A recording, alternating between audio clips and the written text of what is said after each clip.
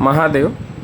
पिछले वीडियो में हम लोग चमत्कार चिंतामणि के अध्ययन के क्रम में चंद्रमा के नवम और दसम भाव में स्थित शुभ अशुभ फल के बारे में चर्चा किए थे।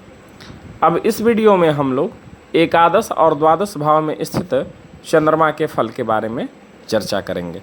तो चलिए प्रारंभ करते हैं।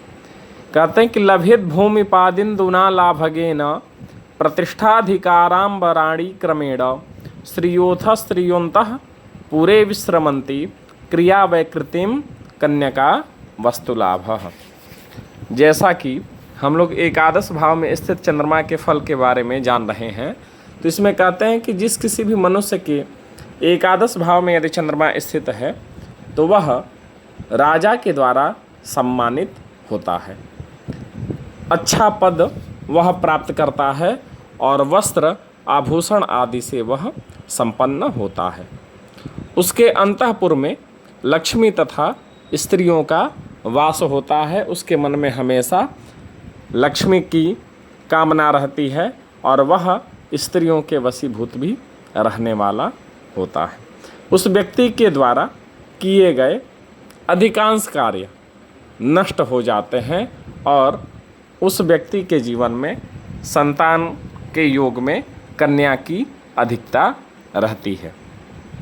फिर द्वादश भाव में स्थित चंद्रमा के फल के बारे में कहते हैं कि शशि द्वादशे शत्रुनेत्रादि चिंता विचिंत्या तदा सद्वयोल मंगलेन पितृव्याधिमात्रादितोन्तर्विवादो न चाप्नोति कामम प्रियाल्प प्रियत्वम।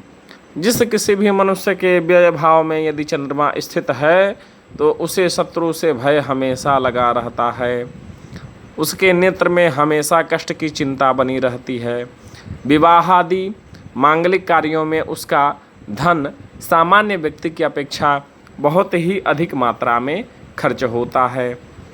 चाचा तथा उनके पुत्रादिकों से एवं मातृकुल के लोगों से, मामा पक्ष से आंतरिक क्लेश होता है और वह स्त्री सुख पूर्ण रूप से नहीं प्राप्त कर पाता है। तो इस प्रकार से हम लोग प्रथम भाव से लेकर व्यय भाव अर्थात द्वादश भाव में स्थित चंद्रमा के फल के बारे में जान चुके।